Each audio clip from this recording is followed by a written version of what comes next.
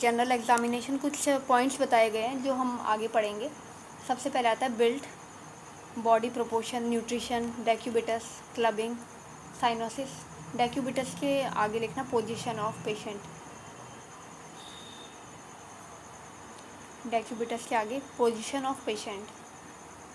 Cyanosis, jaundice, pallor, lymphadenopathy, oedema, skin, hair और nails, vertebral column, thickened nerve, joints, temperature, pulse, jugular venous, pulse and pressure, blood pressure और respiration. ठीक है, ये सारी चीज़ें हम जनरल एग्जामिनेशन में पढ़ेंगे। तो सबसे पहले आता है बिल्ट। Yes ma'am. बिल्ट में हम ये देखेंगे पेशेंट का कैसा बिल्ट है, शॉर्ट स्ट्रेचर है या टॉल स्ट्रेचर है पेशेंट का। ठीक है, लंबा है या छोटा है। तो टॉल स्ट्रेचर में सबसे पहले यहाँ पे बताते हैं built is a skeletal structure in relation to age and sex of the individual age compare to the normal person. ठीक है, बिल्ट हम देखेंगे जो स्केलेटल स्ट्रक्चर होता है किसी भी नॉर्मल पर्सन का, वो एज के अकॉर्डिंग डिफ़र करता है और सेक्स के अकॉर्डिंग डिफ़र करता है। तो यहाँ पे टॉल स्ट्रेचर बता रहे हैं। टॉल स्ट्रेचर कौन कौन सी कंडीशन में मिलता है और किस किस डिजीज़ में मिलता है। देखिए, a child is consider to be a tall when the height is greater than 2 standard deviation above the mean for the age. ठीक है, इसमें ये बोल रहा है कि 2 साल का अगर कोई भी बच्चा है तो उसमें हम उसकी हाइट कैसे मेज़र करेंगे। तो नॉर्मली जो 2 साल के बच्चे होते हैं वो कितने सेंटीमीटर के होते हैं, उसके अकॉर्डिंग एक जनरल आइडिया लगा के हम ऐसा मान सकते हैं। अगर 2 साल का बच्चा आया है उसकी हाइट मान लो कि 15 सेंटीमीटर होनी चाहिए। ठीक है, यस मैम। तो वो एक जनरल वो आ जाता है। एज के अकॉर्डिंग हम हाइट देखते हैं कि इस एज में बच्चे की हाइट कितनी होनी चाहिए। ठीक है, तो फिर नेक्स्ट आता है gigantism is a term applied when the patient hides greatly in the excess of the normal for his age before the fusion of epiphysis। ठीक है, तो जिजेंटिज्म एक वर्ड है। ठीक है, एक कंडीशन जिसमें पेशेंट की हाइट नॉर्मल अपने जैसे नॉर्मल एज के बच्चे जो होते हैं, 2 साल के बच्चे मान लो 15 सेंटीमीटर के हाइट के हैं, मगर जो 2 साल का बच्चा होगा जो जिसमें जिजेंटिज्म कॉज होगा तो उसका जो होगा हाइट उसका 30 सेंटीमीटर भी हो सकता है, 40 सेंटीमीटर भी हो सकता है। ठीक है, अपनी एज से ज़्यादा ही लंबा हो जाएगा वो। ठीक है, फिर है there is no fixed height to the constituent a giant. ठीक है, तो यहाँ पे बोल रहे हैं एक जाइंट के लिए कोई हाइट ऐसी नहीं बता रहे कि इतने तक हाइट वाला जाइंट होता है। ठीक है, but in adult it is applied for individual. ठीक है, छोटे बच्चों के लिए तो यहाँ पे कोई वो बताया नहीं गया, पर एडल्ट के लिए बोल रहे हैं कि एक फिक्स यहाँ पे बता रखा है कि 6-6.5 फीट से अगर कोई ज़्यादा लंबा होता है तो वो जाइंट की कंडीशन में आता है। ठीक है, कुछ कॉजेज़ बता रहे हैं जहाँ पे जाइंट टॉल स्ट्रेचर वाले लोग हमें मिलते हैं। पहले तो सिंपल और प्राइमरी जिजेंटिज्म। ठीक है, सिंपली और प्राइमरी जिजेंटिज्म जो होता है ये रेशियल में मिलता है। ठीक है, फैमिलियल में मिलता है और कॉन्स्टिट्यूशनल हेरिडिटी ये मिलता है। इंडोक्राइन में अगर इंडोक्राइन से रिलेटेड अगर कोई डिजीज़ है, हाइपर पिट्यूटरिज्म है और हाइपोगोनिडिज्म है, तो इस कंडीशन में भी टॉल स्ट्रेचर मिलता है पेशेंट्स में। फिर है जेनेटिक में क्लाइनफेंटर सिंड्रोम में मिलता है। ठीक है, फिर मेटाबॉलिक डिजीज़ है मारफान सिंड्रोम और हीमोसिस्टिन्यूरिया, इन कंडीशन में भी जिजेंटिज्म मिलता है। क्योंकि ये मारफान सिंड्रोम और ये हीमोसिस्टिन्यूरिया आगे आएगा, हम आगे पढ़ेंगे इसे। ठीक है, मिसलेनियस में बता रखा है सेरिब्रल जिजेंटिज्म। मिसलेनियस में सेरिब्रल जिजेंटिज्म का मतलब है इसमें जो पेशेंट है या जो भी पर्सन है उसका सेरिब्रल जो होता है वो जाइंट होता है, काफ़ी बड़ा होता है। ठीक है, इस वजह से जो पर्सन है उसकी हाइट बड़ी होती है। फिर डिफरेंशियल डायग्नोसिस अब यहाँ पे बता रहे हैं कॉन्स्टिट्यूशनल।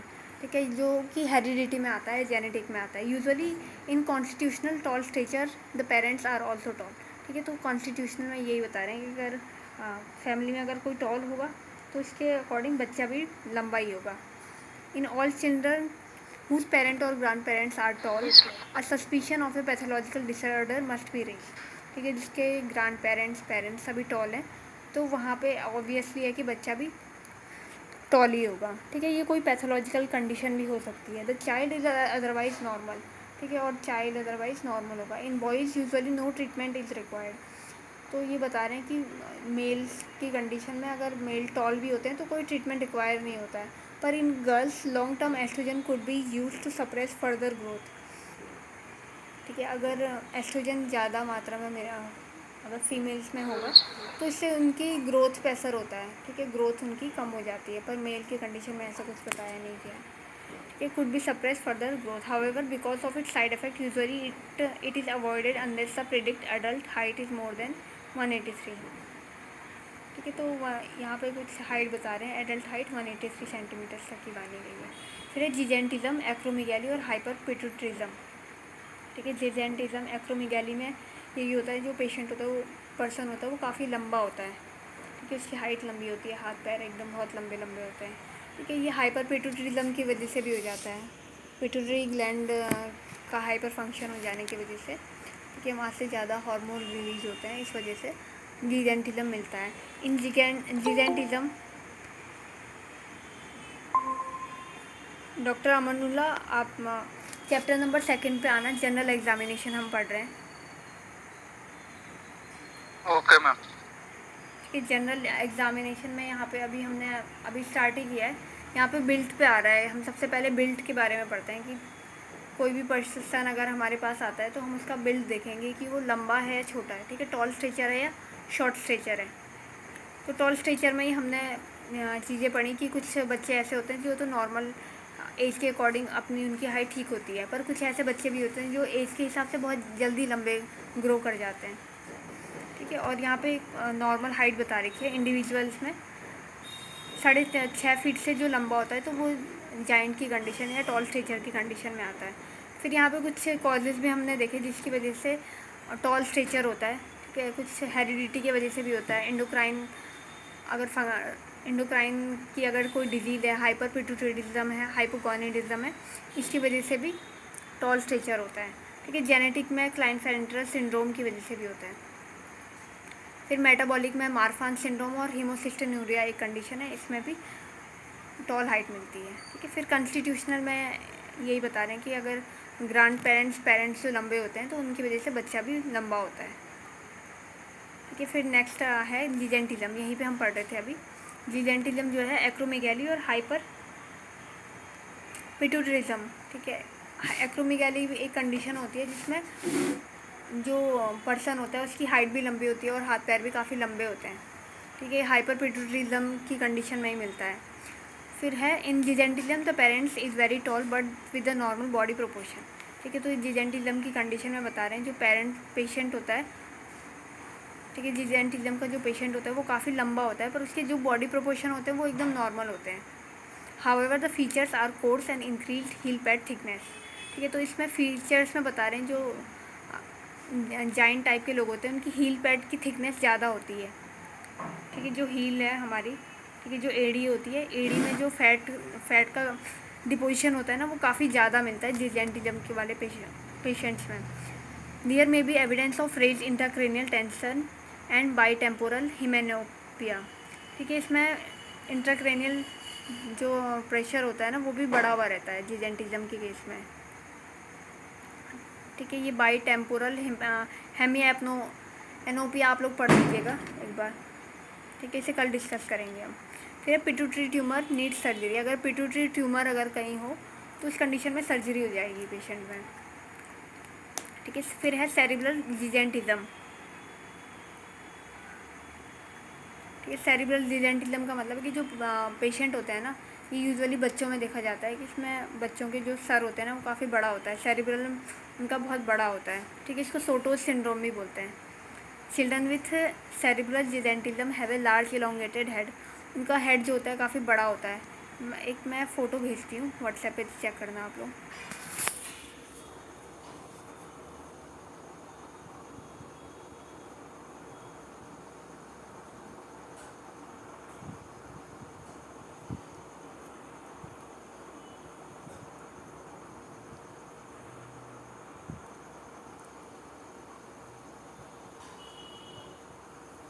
ठीक है, अपना व्हाट्सएप चेक करना, उसमें मैंने एक फ़ोटो भेजी हुई है, उसमें आप देख सकते हो सोटो सिंड्रोम किस टाइप का दिखाई देता है। मिला क्या ये?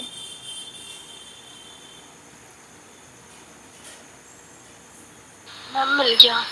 ठीक है, तो आप लोग देख सकते हो जो ये इसमें जो बच्चे देख रहा मतलब जिसकी भी आई बॉल बनाई हुई है, तो यूजुअली जब और फोटोज़ अगर हम देखेंगे तो उसमें जो बच्चे होते हैं ना, उनके जो हेड होता है वो काफ़ी लंबा सा होता है, ठीक है। फॉरहेड, उनका जो माथा होता है वो काफ़ी प्रोमिनेंट होता है। आँख, कान उनके काफ़ी बड़े होते हैं, जॉ भी काफ़ी बड़ी होती है, ठीक है। चिन भी उनकी काफ़ी बड़ी सी होती है। एक इसमें लिख रखा है एंटी मोनोगोलेंट स्लैंट, ठीक है। एंटी मोनगोलोइड स्लैंट टू द आई। तो आप इसमें देख सकते हो, एक तो मोनोगोलाइंट स्लैंट है जो नॉर्मली पीपल्स में मिलते हैं, पर इनकी कंडीशन में एंटी मोनोगोलाइंट स्लैंट मिल रहा है, ठीक है। ऐसा लग रहा है कि दोनों आंखें उल्टी हो रखी है, ठीक है। ये फेशियल फीचर्स मिलते हैं इनमें सोटोज सिंड्रोम में। दे हैव सब normal intelligence and impaired coordination, ठीक है। ये बच्चे जो होते हैं ना, ये थोड़े एबनॉर्मल टाइप के होते हैं, ये ढंग से, इनमें इंटेलिजेंस थोड़ा कम होता है और ये कोऑर्डिनेट नहीं कर पाते हैं चीज़ों से, ठीक है। The cause is not known, और इसमें बता रहे हैं कि इसका कॉज नहीं पता कि ये क्यों हो जाता है। फिर नेक्स्ट है सेक्सुअल प्रिकॉर्सिटी और वायरलाइजिंग डिसऑर्डर, ठीक है। सेक्सुअल प्रिकॉर्सिटी का मतलब होता है कि इसमें ना जो प्यूबर्टी के टाइम पे जो चेंजेस आते हैं वो इन पर्सन्स में या इन पेशेंट में काफ़ी जल्दी आ जाते हैं। प्यूबर्टी से पहले ही हार्मोनल चेंजेस आने लग जाते हैं, ठीक है। बॉडी में जहाँ जहाँ फीमेल के हेयर ग्रोथ आते हैं या मेल में जो हेयर ग्रोथ पैटर्न मिलता है, तो ये इन बच्चों में जल्दी मिल जाता है, ठीक है। फिर है in these children accelerating of the linear growth occur simultaneously with the sign of premature sexual development, ठीक है। प्रीमेच्योर सेक्सुअल डेवलपमेंट हो जाता है। और वायरलाइजिंग का मतलब होता है कि जो मेल, अगर मेल पेशेंट है तो उसमें फ़ीमेल कैरेक्टरिस्टिक डेवलप हो जाते हैं, ठीक है। जो फीमेल है तो उसमें मेल वाले कैरेक्टरिस्टिक डेवलप हो जाते हैं, ठीक है। जैसे हमने पीछे पढ़ा था गायनिकोमेस्टिया वगैरह हमने पढ़ा था ना, मेल में गायनिकोमेस्टिया मिल जाता है, जो ब्रेस्ट का साइज़ होता है वो काफ़ी बड़ा सा मिलता है, ठीक है। और जो फीमेल है, फीमेल में हिर्सुटिज्म मिलता है, उनके फेस पे बाल आ जाते हैं, ठीक है। जहाँ पे मैन की बियर्ड वगैरह रहती है तो उस तरफ काफ़ी ज़्यादा बाल आ जाते हैं। तो ये वायरलाइजिंग का ये मतलब होता है, फीमेल में मेल के करेक्टर आना और मेल में फीमेल के करेक्टर आना, ठीक है। This disorder may be due to the congenital adrenal hyperplasia, ठीक है। ये सारी जो कंडीशन मिलती है ये कंजेनाइटल हाइपरप्लेजिया के वजह से मिलती है, एड्रिनल ट्यूमर की वजह से, गोनेडल ट्यूमर, ठीक है। और premature secretion of gonadotropic hormone, the bone age is usually advance so that the adult stature may be diminished, ठीक है। तो इसमें ये बता रहे हैं कि जो बोन एज होती है, जो बोन्स होती है वो काफ़ी जल्दी एडवांस ग्रोथ करने लग जाती है, ठीक है। तो इस कंडीशन में भी जो ये पेशेंट होते हैं इनमें टॉल स्ट्रेचर होता है, ठीक है। कुछ यहाँ पे टेबल्स दी हुई है, आप उसको देखिए। डॉक्टर अमनुल्ला, आपके पास बुक है आज क्या पीजे मेहता की? यस मैम है। ठीक है, ओके। देखिए यहाँ पे टेबल में डिफरेंशियल डायग्नोसिस बता रखा है जिजेंटिज्म में, इसमें बता रखा है अपर सेगमेंट और लोअर सेगमेंट में, ठीक है। तो फैमिली हिस्ट्री में बता रहे हैं कॉन्स्टिट्यूशनल, फैमिली हिस्ट्री में ये मिलेगा ही, या तो अपर सेगमेंट, हाथ पैर जो है, अपर सेगमेंट का मतलब जो आपके एब्डोमेन से ऊपर है, हाथ पैर, हाथ वाला जो पोर्शन है, ठीक है, हाथ का पोर्शन, सर का, शोल्डर वाला पोर्शन। लोअर सेगमेंट में है पैरों का पोर्शन। तो फैमिली हिस्ट्री में ये प्रेजेंट मिलता है। हाइपरपिट्यूटरिज्म और सेरेब्रल डिजेंटिज्म में ये यूजुअली नहीं मिलता है, ठीक है। ओबिसिटी की कंडीशन में, अगर ओबिसिटी की कंडीशन में हेरिडिटी वाला मिलता है, ठीक है। मेंटल रिटार्डेड तो सेरेब्रल डिजेंटिज्म में ही मिलता है। कुछ अदर फीचर्स में बता रहे हैं, हाइपरपिट्यूटरीज में डिजेंटिज्म मिलता है और सेरेब्रल डिजेंटिज्म में माइक्रोक्रेनेंजिया मिलता है, लार्ज, उनके हाथ पैर काफ़ी लंबे होते हैं, ठीक है। फिर यहाँ पे पोस्ट ग्लूकोज ग्रोथ हार्मोन बता रखा है, इसमें तो नॉर्मल ही होता है, सिर्फ हाइपरपिट्यूटरिज्म में ये इंक्रीज मिलता है, ठीक है। कुछ यहाँ पे मार्फान सिंड्रोम और हीमोसिस्टोन्यूरिया के बारे में भी बता रही है। ये मेटाबॉलिक हमने पढ़ा था, मेटाबॉलिक के वजह से टॉल स्ट्रेचर हो जाता है, ठीक है। तो इनमें पहले बता रहे मार्फान सिंड्रोम जो है ऑटोसोमल डोमिनेंट है, और हीमोसिस्टोन्यूरिया है ये ऑटोसोमल रिसेसिव है, ठीक है। ये वाली टेबल है ना, ये हम कल पढ़ेंगे इसमें, क्योंकि थोड़े बहुत वैसे वो है, वर्डिंग है जो समझ में नहीं आ रही है,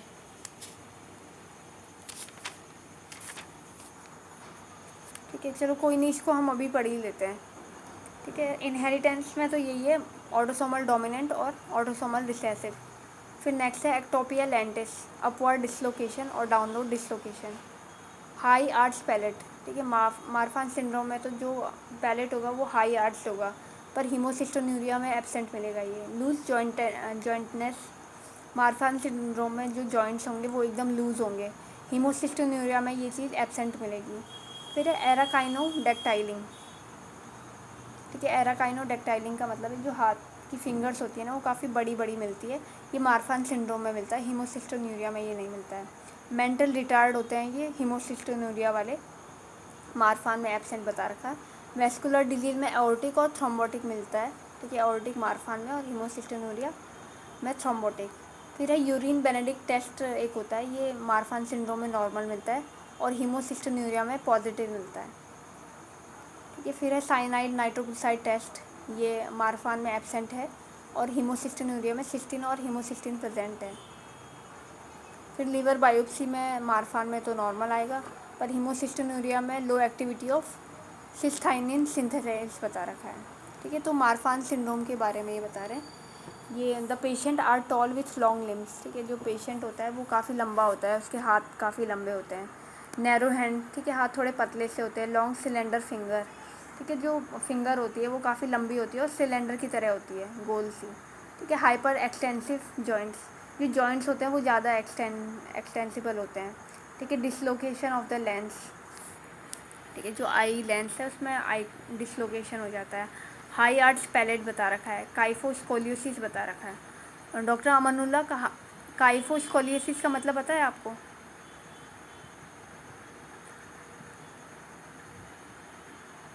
नो मैम। ठीक है, डॉक्टर आकांक्षा आप बताना काइफोस्कोलियोसिस का मतलब। मैम काइफोसिस का मतलब ये होता है कि मैम सर्वाइकल पोर्शन में बल्जिंग हो जाती है। ठीक है, और मैम और स्कोलियोसिस स्क्लेरोसिस का मतलब मैम लिटरली बल्जिंग हो जाती है लिटरल साइड में। ठीक है, तो ये जो ये बता रखा है ना काइफोस्कोलियोसिस, तो इसमें दोनों मिलेंगे। पहले जो हमारी स्पाइनल कॉर्ड है वो सर्वाइकल से भी बल्ज होगी पीछे की तरफ, ठीक है, और स्कोलियोसिस में और लेटरल की तरफ भी बल्ज होगी, मतलब लेटरली भी होगी और सर्वाइकली भी बल्ज मिलेगा, ठीक है, दोनों तरफ मारफान सिंड्रोम में। फिर है arm span greater than height, ठीक है, जो हाथ होंगे वो मतलब जो हाथ होंगे वो ज़्यादा लंबे होंगे हाइट के according. And the lower segment more than the upper segment, और जो लोअर सेगमेंट होगा वो ज़्यादा लंबा होगा अपर सेगमेंट के मुकाबले, ठीक है। इसमें एक और कुछ पॉइंट और डालना। मारफान सिंड्रोम जो होता है ना, inherited disorder that affect the connective tissue, ठीक है, ये सिर्फ कनेक्टिव टिश्यू को ही अफेक्ट करता है। फिर है homocystinuria, this condition resembles Marfan syndrome. ये हीमोसिस्टिन्यूरिया भी हमने अभी देखा जेनेटिक डिसऑर्डर ही ये है और ये मेटाबॉलिज्म को अफेक्ट करता है, ठीक है। इसमें अमीनो एसिड का मेटाबॉलिज्म अफेक्ट होता है। अमीनो एसिड में भी मैथियोनिन एक कंपाउंड है, ठीक है, अमीनो एसिड है, उसका जो है मेटाबॉलिज्म ये अफेक्टेड होता है, ठीक है। इसमें मल्टी सिस्टम डिसऑर्डर मिलता है कनेक्टिव टिश्यू के ही, ठीक है, मसल्स में, सीएनएस में या सीवीएस में, ठीक है। और एक होमोसिस्टीन होता है एक एंजाइम इस हीमोसिस्टिन्यूरिया की कंडीशन में, जो हीमोसिस्टीन एंजाइम है ना वो यूरिन से ज़्यादा एक्सक्रीट होता है, ठीक है, एक्सक्रीशन ज़्यादा बढ़ जाता है इसका। और अगर इसमें मस्कुलर स्केलेटन में अगर प्रॉब्लम होगी तो जो ये वाला पेशेंट होगा ये टॉल होगा, थिन होगा, ठीक है, और इसके हाथ पैर काफ़ी लंबे होंगे हीमोसिस्टोन्यूरिया वाले कंडीशन में, ठीक है। तो इसमें ये याद रखना, इसमें जो अमीनो एसिड है, अमीनो एसिड में भी मेथियोनिन जो है इसकी मेटाबॉलिज्म में अफेक्टेड होता है, ठीक है। फिर है क्लाइनफेल्टर सिंड्रोम, ये तो हम काफ़ी पहले से पढ़ते आ रहे हैं, ठीक है। Lower segment more than the upper segment, ठीक है, लोअर सेगमेंट में ज़्यादा प्रॉब्लम्स होती है इसमें, ठीक है, लोअर सेगमेंट काफ़ी टॉल होता है। गायनिकोमेस्टिया इसमें मिलता है।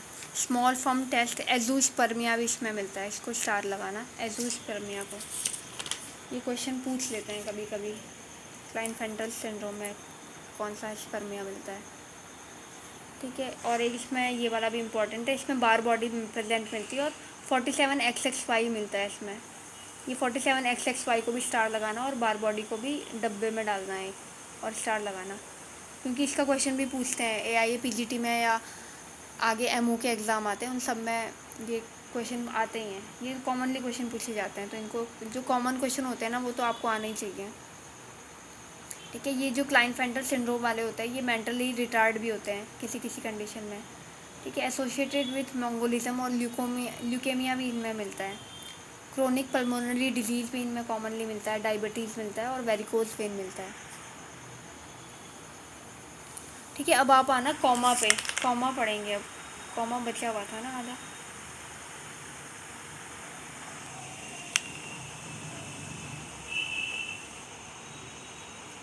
पेज नंबर बताते हैं, पेज नंबर 365 से ही वैसे कॉमा स्टार्ट हो रहा है।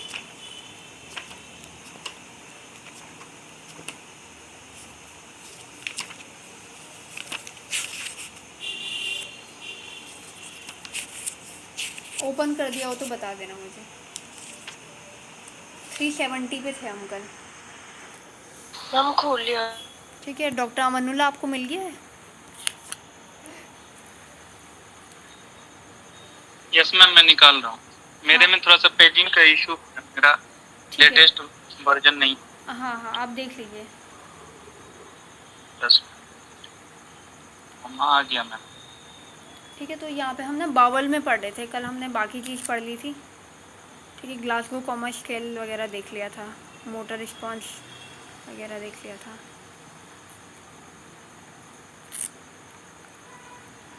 ठीक है, अब हम बावल में पढ़ेंगे। बावल में ये बता रहे हैं जो कॉमा वाले जो पेशेंट होते हैं ना वो यूजुअली कॉन्स्टिपेटेड होते हैं, वैसे उनकी अग्नि मंद है ना, और उनका मेटाबॉलिज्म भी एकदम रुक सा जाता है, कुछ भी नहीं हो पाता है बॉडी में। ठीक है, इस वजह से वो कॉन्स्टिपेटेड रहते हैं। तो इस कंडीशन में ये बोल रहे हैं कि जो ये वाले पेशेंट होते हैं इनमें हमें कॉन्स्टिपेशन को प्रिवेंट करने के लिए सलाइन का एनिमा देना पड़ता है।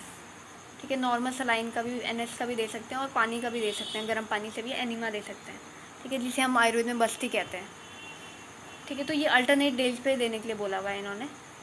If the patient has diarrhoea, अगर पेशेंट को डायरिया हो रहा हो तो इस कंडीशन में यहाँ पे कंट्रोल्ड बाइंडिंग मिक्सचर देना है, मतलब और भी मेडिसिन का मिक्सचर देना है, जैसे मेट्रोनिडाजोल, एंटीबायोटिक्स। ठीक है, और anti mobility agents like loperamide. ठीक है, मैंने कल बोला था ना, ये एक चीज़ पूछा था कि जो पेशेंट काफ़ी देर तक बेड में ही रहते हैं, बेड रिडन होते हैं, उस कंडीशन में क्या disease. Ma'am bed pressure source. हाँ, बेड सोर्स ही बेड सोर। ठीक है, मैंने Yes, फ़ोटो ma'am. भेजा हुआ है ग्रुप में, एक बार देख लेना आप। बेड सोर बोलते हैं और प्रेशर अल्सर भी बोलते हैं। ठीक है, अगर जो जो इस टाइप के पेशेंट होते हैं ना, जैसे कोमा वाले पेशेंट या जो पैरालिसिस हो जिनको, ठीक है, जो ढंग से चल नहीं पाते हो, जो बेड पे ही बैठे रहते हो, ठीक है, एक्सीडेंट की वजह से भी जो बेड पे ही रहते हो, तो उन कंडीशन में ना बेड सोर बहुत कॉमनली मिलता है। ठीक है, तो इनका इसमें भी बता रहे हैं कोमा के पेशेंट में भी जो है बेड सोर बहुत कॉमनली मिलता है। तो वो बेड सोर यूजुअली जो फीकल मैटर रहता है ना वो अपने गंदगी की वजह से वहाँ पे बेड सोर्स हो जाते हैं। ठीक है, तो ये हमें पेशेंट में प्रिवेंट करना है। एक नर्सिंग केयर भी हमें पेशेंट के पास रखना है ताकि वो जेनाइटल एरिया और पेरिएनल एरिया को क्लीन करे। ठीक है, फिर यहाँ पे स्किन के बारे में बता रहे हैं, the bed must be regularly made. तो जो पेशेंट का बेड है, जो कोमा वाला पेशेंट है, उसका बेड हमेशा हमें साफ़ करना चाहिए।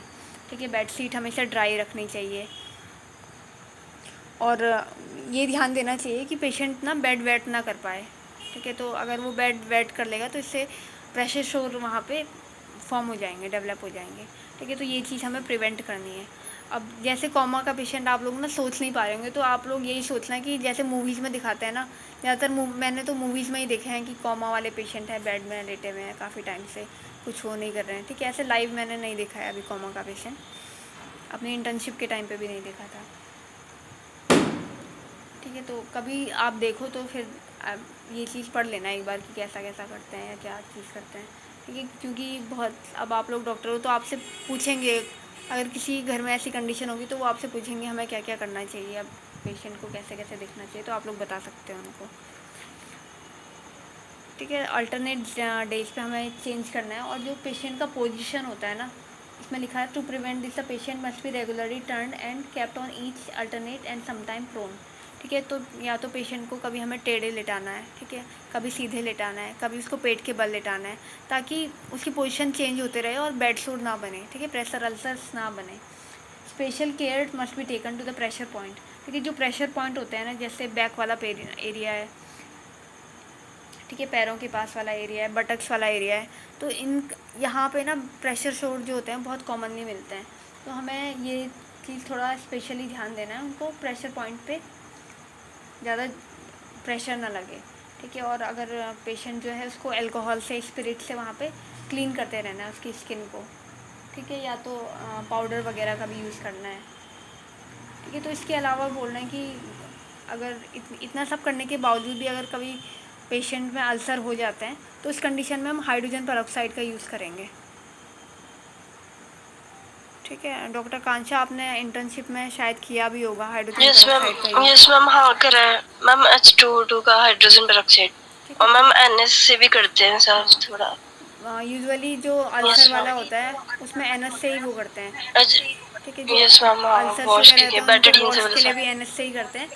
अगर ज़्यादा वैसा यस मैम, अल्सर हो जो बिल्कुल ही एकदम स्टिफ हो गया हो, जो बिल्कुल भी नहीं निकल पा रहा हो, ठीक है, तो फिर वहाँ पे हाइड्रोजन पेरोक्साइड का भी यूज़ करते हैं। हाइड्रोजन पेरोक्साइड का यूज़ तो वैसे उस जगह पे करते हैं जैसे आरटी हो जाता है, रोड ट्रैफिक एक्सीडेंट हो जाते हैं, तो वहाँ पे ना एकदम छिल जाता है पेशेंट्स में, ठीक है, या वहाँ पे मिट्टी वगैरह जम जाती है किसी एरिया में, तो वो मिट्टी वगैरह को हटाने के लिए हाइड्रोजन पेरोक्साइड का यूज़ करते हैं, यस मैम, ठीक है। फिर यहाँ पे एंटीबायोटिक की ड्रेसिंग भी बताई गई है पेशेंट में। और जो प्रेशर पॉइंट है वहाँ पे तो हमें ज़्यादा से ज़्यादा ध्यान देना है कि प्रेशर पॉइंट पे ज़्यादा प्रेशर ना लगे, इसकी वजह से ये हो रहा है।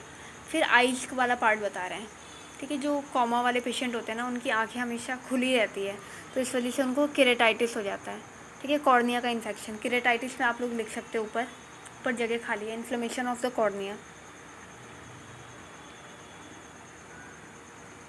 ठीक है। तो इस कंडीशन में वहाँ पे कॉर्निया में अल्सरेशन हो जाता है, ठीक है। तो इसमें हमें एंटीबायोटिक आई ड्रॉप देनी है पेशेंट में, ठीक है। डे टाइम पे तो एंटीबायोटिक आई ड्रॉप देनी है और रात के टाइम पे ऑइंटमेंट देना है, ठीक है, उसकी आंखों में ऑइंटमेंट लगाना है।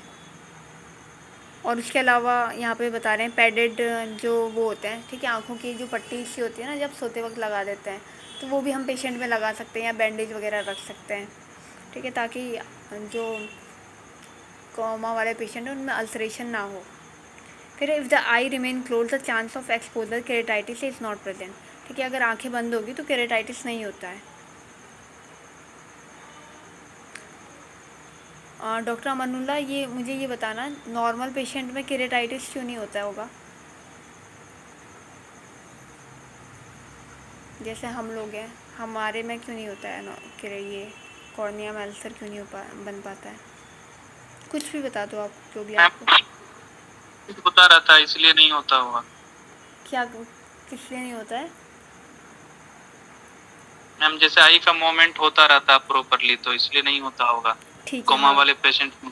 हाँ सही बोल रहे हो, ठीक है। तो हमारी आई जो होती है ना, वो ब्लिंक करती रहती है हर एक मिनट में, ठीक है, हर एक सेकंड में ब्लिंक करती रहती है, हमें खुद पता नहीं होता है, ठीक है, ये इनवॉलेंट्री मूवमेंट होता है, तो इस वजह से हमारे में केरेटाइटिस नहीं मिलता है, ठीक है। तो इसमें ये बोल रहे हैं कि केरेटाइटिस अगर हम पेशेंट की आंखें बंद करेंगे तो केरेटाइटिस का एक्सपोजर नहीं होगा, पर उसके अलावा भी हमें 3 से 4 बार पेशेंट की जो आँखें हैं उसको साफ़ करना है, ठीक है। फिर पैसिव फिजियोथेरेपी भी हम पेशेंट में देंगे, ठीक है। फिजियोथेरेपी का मतलब पेशेंट एकदम लेटा है कोमा में, बिल्कुल मूवमेंट उसके बंद है, तो इस वजह से ना जो हमारी जो जॉइंट्स होते हैं, मसल्स होते हैं ना, वो स्टिफ़ हो जाते हैं, तो वो स्टिफनेस को हटाने के लिए हमें उनका मूवमेंट करते रहना है, पेशेंट के पैरों को उठाना है, थोड़ा घुमाना है इधर उधर, ठीक है, हाथों को उठाना है, हाथ का मूवमेंट करना है ताकि स्टिफनेस ना बने, ठीक है। और जो मूवमेंट है वो ये 2 से 3 बार करना है एक दिन में। फिर है रिमूवल ऑफ द कॉज। अब यहाँ पे ही बता रहे हैं कि कुछ पेशेंट ऐसे होते हैं ना, इनको सडन कोमा में चले जाते हैं, तो सबसे पहले तो हमें रिमूव करना है जो कॉज, जिस वजह से वो कोमा में जा रहा है, वो कॉज को हटाना है, ठीक है। Removal of the cause is the most important in therapeutic, ठीक है। तो थेरेप्यूटिक की ये बता रहे हैं कि जो कॉज है, जैसे आयुर्वेद में बताते हैं निदान परिवर्जन, तो यहाँ पे भी वही बोल रहे हैं कि हमें निदान परिवर्जन करना है, जिसकी वजह से पेशेंट कोमा वाली कंडीशन में जा रहा है या स्टूपर या डेलीरियम की कंडीशन में जा रहा है, ठीक है। They may not be often obvious. यहाँ पे कुछ बता रखा, नारकोटिक पॉइजनिंग। नारकोटिक्स जो होते हैं ना, पेशेंट कुछ ऐसे होते हैं वो ड्रग्स वगैरह लेते हैं, ठीक है। तो ड्रग्स वगैरह लेने से वो डेलीरियम में जाते हैं, स्टूपर में जाते हैं, कन्फ्यूज़न वाली स्टेज में जाते हैं। कि हमने शुरू में पढ़ी थी ना, स्टेजेस पढ़ी थी, स्टेट ऑफ कॉन्शियसनेस के अलग अलग लेवल पढ़े थे। तो इस अगर पेशेंट नारकोटिक पॉइजन अगर उसने बहुत ज़्यादा ले लिया है, ठीक है, सीवियर मतलब बिल्कुल ही बेहोश हो गया, तो उसमें हम गैस्ट्रिक लवाज करेंगे, एनालेप्टिक्स और नैलेक्सोन वगैरह देंगे। ठीक है। नैलेक्सोन जो होता है ना, ये मॉर्फिन वगैरह का एंटीडोट होता है। ठीक है। एंटीडोट से भी क्वेश्चन आते हैं वैसे, ये भी इम्पोर्टेंट है। ठीक है, इसमें भी स्टार लगा लेना। वैसे इसकी अलग से बुक आती है AIAPGT वगैरह की, या अगर आपको कोई कंपटीशन पास करना है आयुर्वेद में तो उसकी अलग से बुक आती है एक, तो उसमें है वैसे दे रखा है। पर ये याद रखना, नैलेक्सोन वगैरह ना, ये एंटीडोट की तरह काम करते हैं। फिर है फॉस्फोरस की अगर पॉइजनिंग हो जाती है तो उसमें एट्रोपिन का यूज़ करते हैं। ठीक है। फॉस्फोरस पॉइजनिंग में एट्रोपिन का। अमनुल्लाह जी, आप थर्ड ईयर में हो या फाइनल में हो आप? मैम थर्ड ईयर में हूँ, सॉरी फाइनल ईयर में। अच्छा, फाइनल में हो। ठीक है। तो वैसे थर्ड ईयर में ये भी आता है, वहाँ पे हम पढ़ते हैं ना। अब तो मुझे पता नहीं स्टडी का पैटर्न कैसा हो गया, पर फॉरेंसिक्स थर्ड ईयर में आती है, सेकंड ईयर में आती है अभी, जी मैम थर्ड में। है ना, थर्ड ईयर में। तो वहाँ पे पढ़ते हैं हम ये फॉस्फोरस पॉइजनिंग वगैरह, एट्रोपिन, वहाँ पे एंटीडोट वगैरह भी पढ़ते हैं। ठीक है। पर फाइनल में हो तो पढ़ लेना, अगर आगे उसके एग्ज़ाम दोगे, AIAPGT का एग्ज़ाम दोगे तो उसमें तो आएगा ही। ठीक है। तो फॉस्फोरस की पॉइजनिंग में हम एट्रोपिन देते हैं, और ऑक्सीम फॉर द मतलब ऑर्गेनोफॉस्फोरस पॉइजनिंग में एट्रोपिन हम देंगे पेशेंट में। ठीक है। ये एंटीडोट का काम करेगा। फिर बारबिचुरेट पॉइजनिंग में हम फोर्स एल्कलाइन डाययूरेसिस देते हैं पेशेंट में। ठीक है। हीट स्ट्रोक में आइस बाथ देते हैं। फिर है removal of the patient from the contaminated atmosphere and administration of the oxygen and carbon dioxide in carbon monoxide poisoning. ठीक है। कार्बन मोनोऑक्साइड ऑक्साइड की पॉइजनिंग में हम CO2 देंगे और O2 देंगे पेशेंट में। ठीक है। अगर वो किसी ऐसी जगह पे है जहाँ पे बहुत ही ज़्यादा वैसी गैस फैल गई है, ठीक है, कार्बन मोनोऑक्साइड ही फैल गई है मान लो, तो हमें उसको, पेशेंट को उस कॉन्टामिनेटेड एरिया से बाहर लेके जाना है। ठीक है। तो ये कॉमा भी हो गया है। एक कॉमा का ना टेस्ट लेंगे कल। ठीक है। छोटा सा ही है, सिर्फ कॉमा से ही आएगा, तो एक बार कॉमा पढ़ लेना।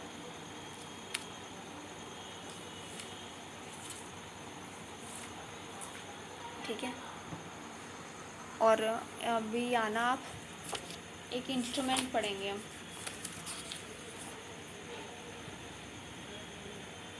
माउथ गैग पे आना है। इंस्ट्रूमेंट्स में माउथ गैग।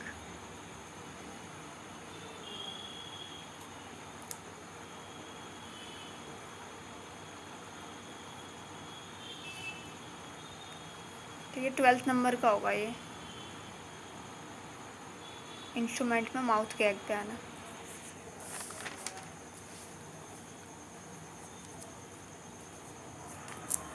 जब भी मिल जाए तो बताना मुझे। मैम मिल गया। ठीक है। डॉक्टर अमनुल्लाह, आपको मिला ये?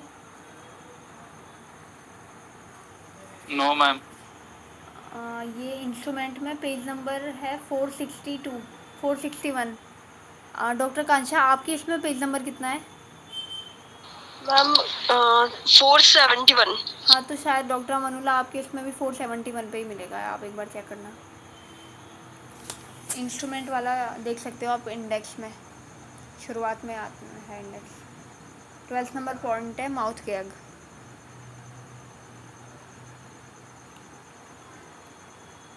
यस मैम मिल गया। ठीक है। तो ये जो माउथ गैग है ना, इसको डॉयंस माउथ गैग भी कहते हैं। ठीक है। एक कैंची जैसी होती है ये, इससे ना मुंह को खोलते हैं। ठीक है। तो यहाँ पे कुछ इसके डिफरेंट टाइप्स बता रहे हैं। एक डॉयंस है, डॉयंस, मैसन और फेरुगसंस है। ठीक है। Opening maintain with ratchet, opening maintain with the screw. तो ये डॉयंस वाला है ना, इसमें तो एक में तो रैचेट लगा हुआ है, एक में स्क्रू लगा हुआ है ताकि हम स्क्रू से टाइट करें जितना भी हम चाहते हैं, एक में रिंग लगी हुई है। ठीक है। तो इसकी फ़ोटोज़ हम देख लेंगे, मैं भेज दूँगी आपको। इसमें यूजेस बता रहे हैं, to open the mouth in an unconscious patient for oral toilet and to free the airway. ठीक है। जो पेशेंट अनकॉन्शियस पेशेंट है उसका मुंह खोलने के लिए यूज़ करते हैं ये। ठीक है। ओरल टॉयलेट का मतलब है कि ओरल क्लीनिंग, ओरल हाइजीन के लिए। ठीक है। ये डेंटिस्ट के पास आपके ये मिल सकता है। ठीक ठीक है, और to the free the airway, जो अनकॉन्शियस पेशेंट होगा तो उसका एयरवे जो होगा वो किसी भी चीज़ से ब्लॉक हो सकता है, ठीक है, स्पुटम वगैरह से ब्लॉक हो सकता है, तो हम वहाँ पे सक्शन कर लेंगे माउथ गैग लगा के। ठीक है, तो यूजुअली ये डेंटिस्ट में मिलेगा जहाँ पे टीथ की सर्जरी वगैरह करते हैं, आरसीटी वगैरह करने पे, ठीक है, तो उस टाइम पे काफ़ी देर तक मुंह खुला रखने की ज़रूरत पड़ती है, तो वहाँ पे हम ये माउथ गैग का यूज़ करते हैं और उसको वहाँ पे स्टक कर देते हैं ताकि मुंह देर तक खुला रहे। ठीक है, अगर ओरल हाइजीन दांत की सफाई वगैरह करनी है तो वहाँ पे इसका यूज़ करेंगे। ठीक है, और अगर एयरवे अगर साफ़ करना है, क्लियर करना है, म्यूकस वगैरह का सक्शन करना है तो वहाँ पे भी इसका यूज़ करेंगे। To prevent the tongue bind in the epileptic patient during attack. ठीक है, तो और इसके अलावा भी ये बता रहे हैं एपिलेप्टिक जो पेशेंट होते हैं ना, जिन पे मिर्गी के दौरे आते हैं, तो कभी कभी क्या होता है पेशेंट अपनी जीभ को काट देते हैं। ठीक है, बहुत ही ज़्यादा ज़ोर से काट देते हैं, तो इस कंडीशन में भी बता रखा है कि पेशेंट का मुंह हमें खुला रखना है ताकि वो अगर उसको अटैक आए भी तो वो अपनी टंग बाइट ना करें। फिर in fibrous ankylosis of the temporomandibular joint. ठीक है, तो टेम्पोरो मैंडिबुलर जो जॉइंट होता है, ठीक है, इसको मैंडिबल भी बोलते हैं, ये जो नीचे वाला जबड़ा होता है ना, तो वो वाला पार्ट होता है टेम्पोरो मैंडिबुलर जॉइंट।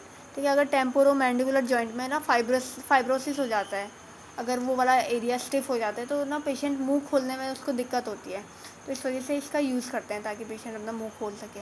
ठीक है, ये जो टेम्पोरो मैंडिबुलर जॉइंट होता है ना, कान के जस्ट नीचे वाले पार्ट में होता है। ठीक है, यहाँ पे जैसे आप मुंह खोलोगे और कान के जस्ट नीचे हाथ लगा के मुंह खोलना, तो आपको फील होगा यहाँ पे, यहाँ की जो जॉइंट होता है, ठीक है, उसका मूवमेंट होता है। To open the mouth during the oral surgery. ठीक है, ओरल सर्जरी के टाइम पे भी इसका यूज़ करते हैं। टूथ एक्सट्रैक्शन में करते हैं और टॉन्सिलेक्टोमी में करते हैं। ठीक है, अगर टॉन्सिल का जो टॉन्सिल है उनका रिमूव करते हैं तो उस कंडीशन में भी इसको यूज़ करते हैं।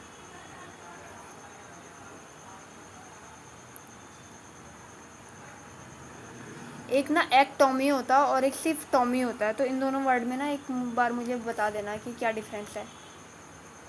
ठीक है, एक में तो ECTOMI आता है एक्टोमी, एक में सिर्फ टॉमी आता है।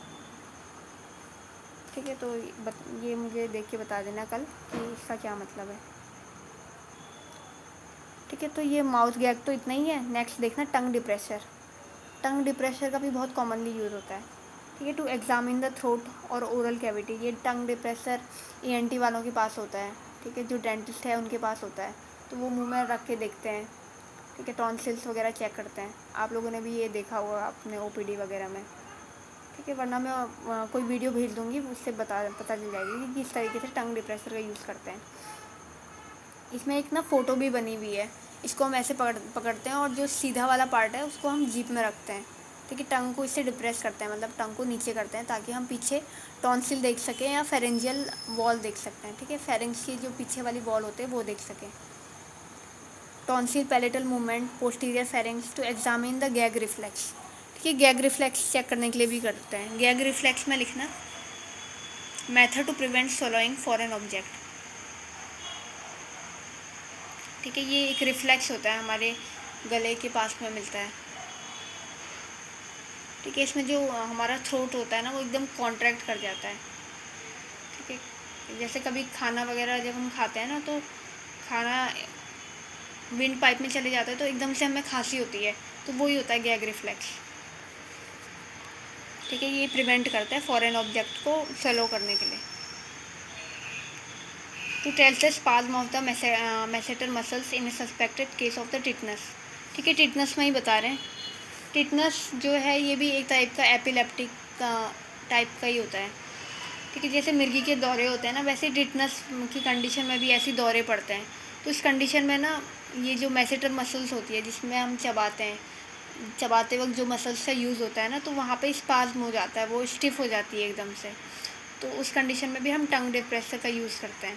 To open the mouth in an unconscious patient for suction और ओरल टॉयलेट। ठीक है, जो अनकॉन्शियस पेशेंट है, मतलब जो एकदम बेहोश हो गया है, तो उसके हम सक्शन करने के लिए टंग डिप्रेसर का यूज़ करते हैं। ठीक है, तो हमने पहले भी पढ़ा था ओरल टॉयलेट के लिए, ओरल हाइजीन के लिए। ठीक है, गैग जो इंस्ट्रूमेंट था माउथ गैग का यूज़ कर रहे थे, और अनकॉन्शियस पेशेंट में टंग डिप्रेसर का भी यूज़ कर रहे हैं। ठीक है, सक्शन करने के लिए और ओरल हाइजीन के लिए भी। ठीक है, यहाँ से आगे हम कल पढ़ेंगे, या ये वाला भी पढ़ लें, ट्रोकार और कैनुला, वैसे छोटा ही है ये।